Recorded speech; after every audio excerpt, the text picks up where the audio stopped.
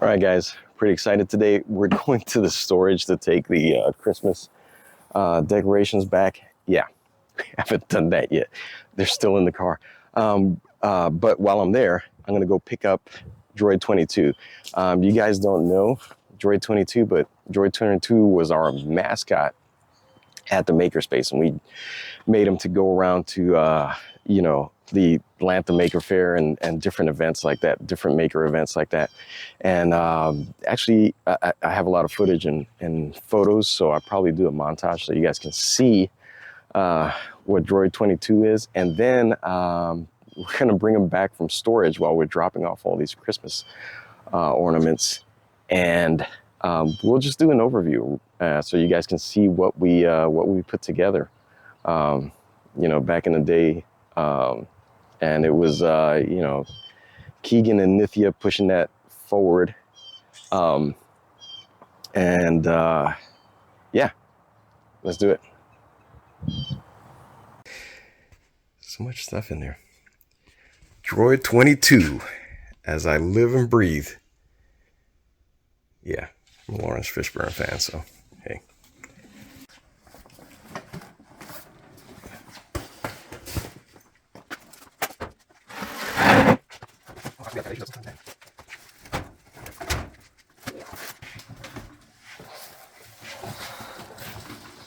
Oh, man. Shoot, there he is. Looks like everything is there. It's a box of parts too that never got integrated. So we'll see what we can do. We're gonna learn from this guy and do an upgrade and create Droid 23. Like a sentry to watch the house. So we'll see. But there it is.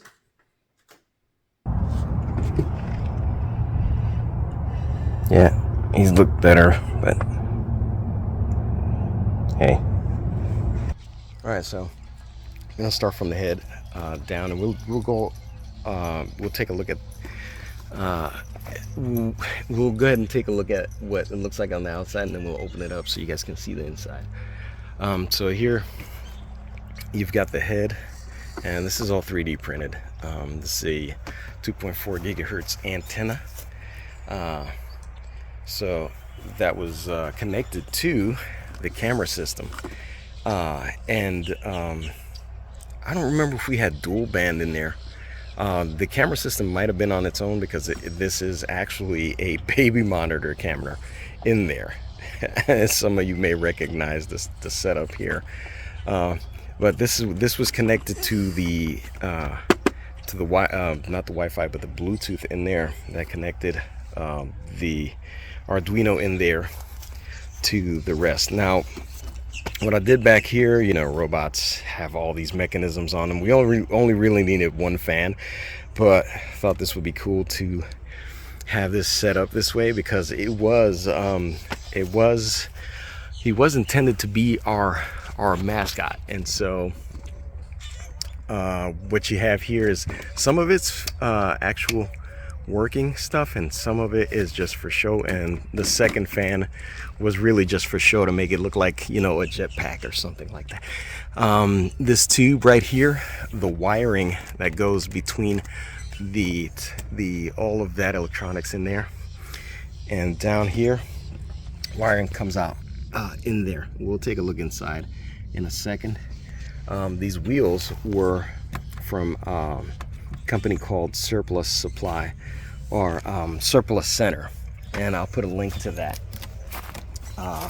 in there. I don't think they have these tires available anymore, but inside we have inside of there we've got two Power Wheels motors, also from Surplus Supply, or Surplus Center, I keep saying that. 3D printed hands. These tubes were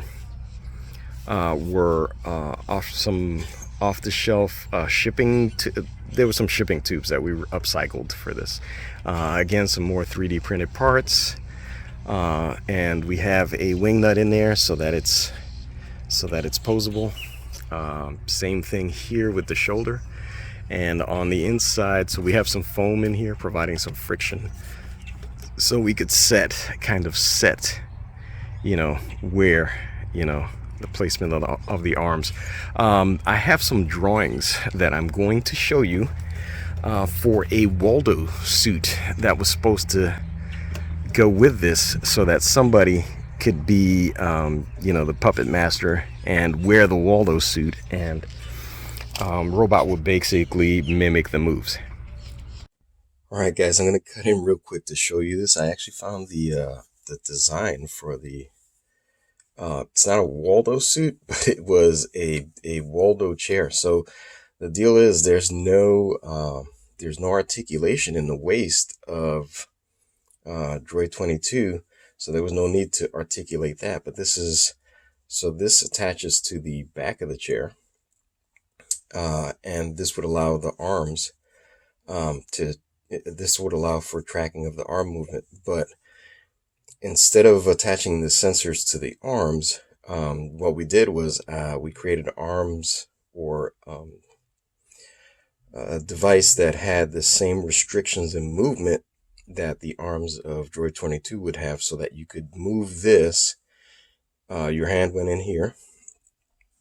You could move that and not move outside of the range of motion that Droid 22 had. And this was the head. So this would slide into a bracket up here in the back of the chair. And as you moved your head, Droid 22 would track the same movement. And so the foot pedals rocked back and forth, and that would give you forward and backwards on each side of the wheels, and skid steer the whole robot around. So anyway, that's the Waldo setup for Droid 22. All right, back to the video. So that's it on the outside. These acrylic plates that are on here were not originally, they were not part of the original. So it was, all the plates were not see-through. As you can see, this was the original top plate, as well as there was another metal plate like this that went back here in place of this acrylic. And so what wound up happening is we decided to change a few of these parts to acrylic, so that people could see what's in there without having to open it at the time. But we're going to open it and take a closer look, because hey, you guys have got a ticket to the backstage here. So that's what we're going to do now. So you can see here,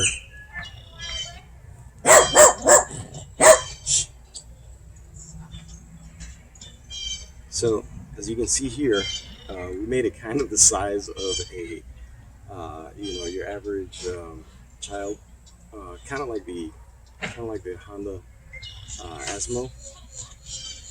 So something that's not intimidating at all to walk up to. And indeed, at the Maker Fair, we had people come up and take photos. And so if I have some other footage from that and some photos, I'll put those up, close to the end, so you guys can take a look at those.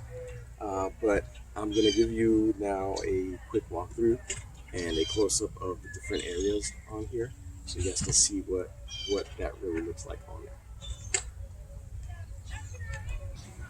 All right, here we go. We're gonna take a look at this thing, and real close-up and on the inside.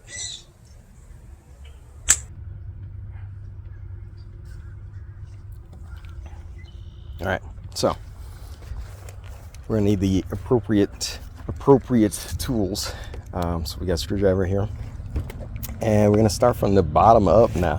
This time, since last time we went from the top down, we'll just take these screwdrivers out here. These screws out here.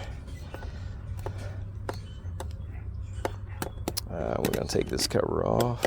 The battery is also housed in here, so we're gonna take a close look at that. So we used telephone, so you can see the battery in there, and the two Power Wheels motors. These are telephone jack boxes, or the boxes that you can use for either telephone or your Wi-Fi, cabled Wi-Fi connection. So you can see here, you know, we just used that to bring that down. So in case we needed to remove the whole top section, we could just unplug this and pull this out, and this whole thing would come out. We've got terminal blocks, but the red was the signal, and then we had the black coming down. We were going to have additional functionality, like I said, with the Waldo suit that we never implemented there. Here's our fuse for the power, and this was a 12-volt system. So we have, you know, same going on up front here. I'll just take that off so you guys can see get the whole picture of everything there. And so there's one of the terminals. Now, for space sake, the other terminal for this battery winds up under here. So there's a space under this plate, and everything is wood. You guys will see when I show you the pictures, that's all wood. So in order to completely get the battery out, there's some piece of foam under here holding the battery down. But these 6 screws on the outside would come off, and then you can pull the battery out of there. It's in a bracket right now, as you can see. So that wooden bracket just keeps it in here. And again, Power Wheel motors are into a recess on these end plates that hold the other. And these are just basically casters at this point. So this system will be changed a bit. I'm going to change that when I go ahead and do Droid 23, because as you can imagine, the 4 wheels do not contact the ground at the same time all the time. And there were instances when we lose traction because of that, because one of the driving wheels had come off the ground. So, all right, let's remove this one other screw here, and then you guys will be able to see on the inside. Craziness. So all of these plates were made to be removable. So we'll see in the pictures, it's just a frame with these face plates attached. So you can see there, we've got Arduino, I believe that's a Nano. Some power stuff over here on this side. The Mega was gonna sit in here and take care of the Waldo stuff. So at this time we were not using, and here's another power board here. At this time we were not using servo driver boards or servo controllers. Now you have servo controllers available all over the place, and you can drive multiple servos from there.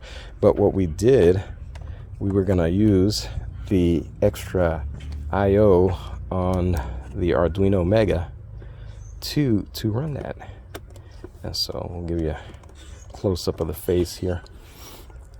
So what I'm going to do now is I screwed that back down so we could have a stable, his neck can be stable, so I can show you what's actually inside the head.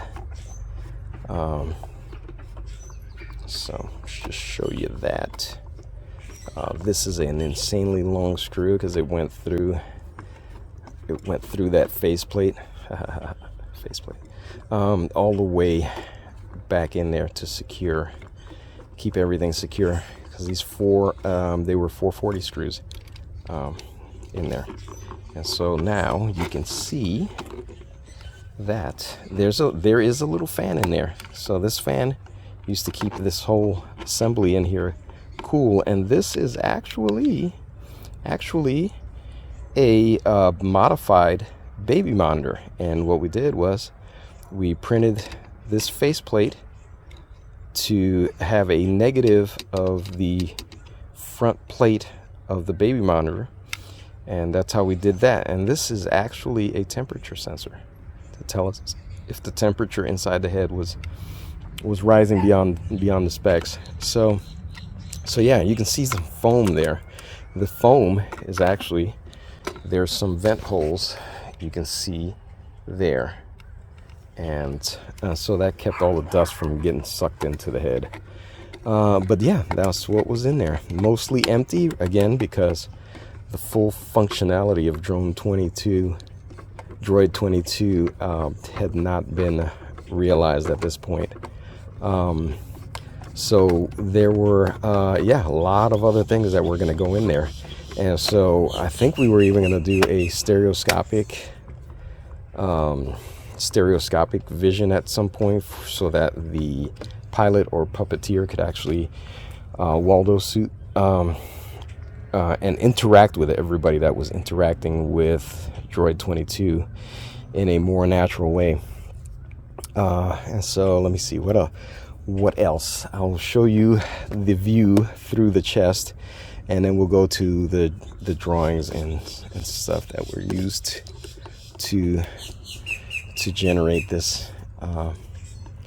And so yeah, we just had two heavy duty servos there in the neck, one in the base that gave us this motion, and one that gave us the up and down motion. Nothing too complicated. And so that's what's underneath. You can see the fans were blowing across the metal plate that held the electronics, and there was space in here. So you're thinking, oh man, that's a lot of space. This space was going to be for the servos that moved the arms. So these are stand-ins for the Waldo arms that were going to move, and it was going to be a very expressive little robot when it was done. So yeah, that's it. Now I'll show you some of the pictures and drawings and stuff that generated this, and we can talk about those a little bit before I go. And again, we're gonna do Droid 23, but Droid 22 is going to be, Droid 22 is going to stay in our archives as a way for us to remember what we did at the Makerspace. The Makerspace is no longer here, but the spirit of the Makerspace is still very much alive. So yeah, let's go to the desktop so you can see what how the path more or less that we took to get to this. Okay, so this is what we're going to be running for the test. We have the 12-volt battery set up. We've got the motors in there, full bearings. We've got 2 terminal blocks in here. So we're going to run the test with this to see how much weight it can pull. And then we'll put the rest of the electronics in there. So it's going to get 2 motor drivers and the interface for the Arduino Mega that's going to go in there.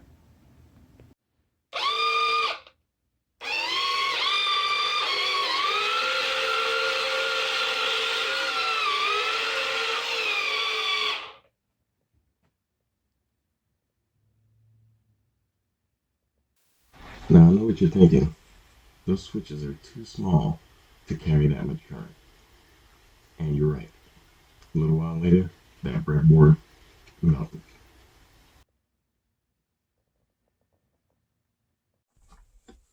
All right, guys. You guys are in luck, because I found a folder with the original, all the original files and stuff that we generated for Droid 22 in order to build Droid 22.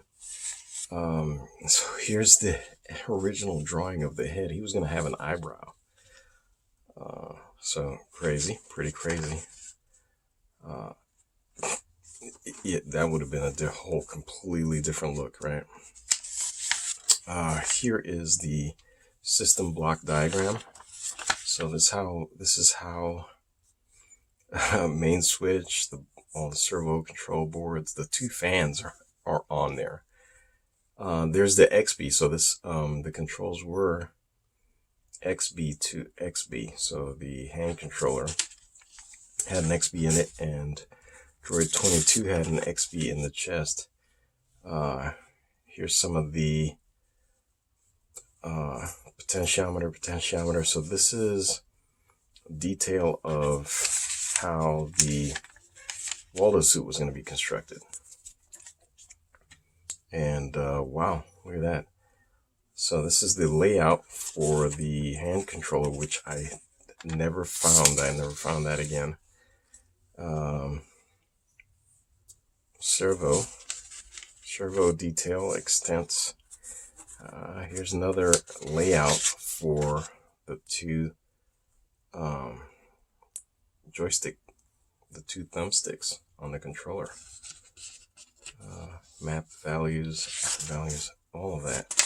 Oh my goodness. Okay, so here, this is the arm, designed for the arm that replaces the stand-in arms that are in there now with the thumb, with the wing nuts and everything. So these are the actual servo placements, and he was gonna have 3-finger hands. That is cool. So some of these details I don't even remember. It was so long ago. And then what do we have on the other side? Let's see.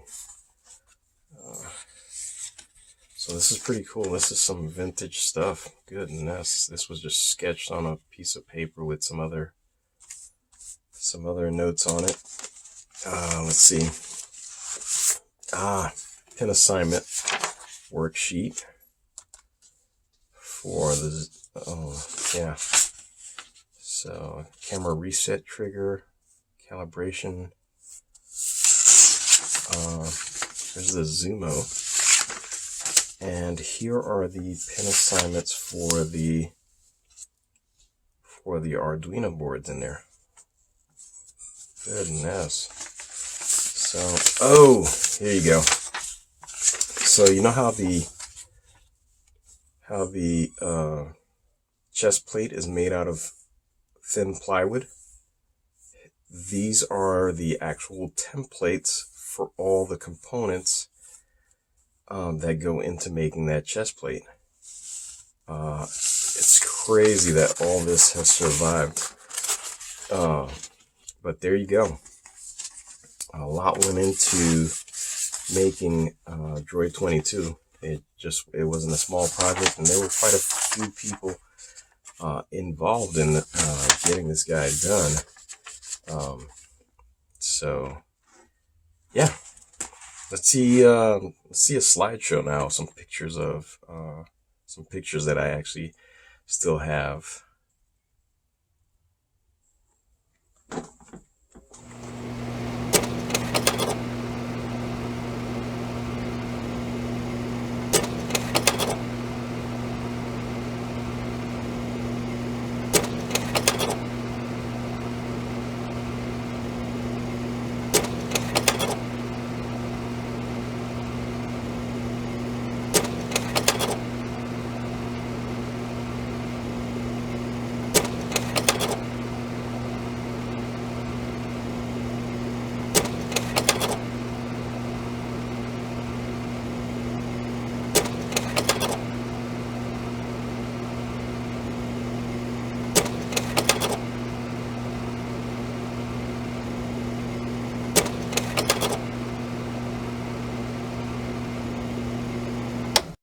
Hey, if you've made it this far, thank you. I do appreciate the time that you spend with me always. The two people that you see at the beginning, the two young people that you see at the beginning of the slideshow, were really instrumental in bringing this whole thing together, as I just created the idea of having a mascot, and they ran with it. Also, the older gentleman that you see, he's not that old. He's probably going to get me after this, but he was one of the mentors that we had at the Makerspace when the Makerspace was open.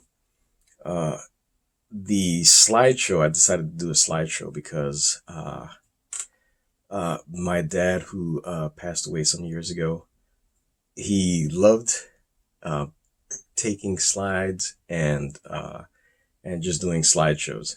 So he had a 35 millimeter camera with actual with actual film in it, and one of his hobbies was just making slides, and he took pictures of everything, just about.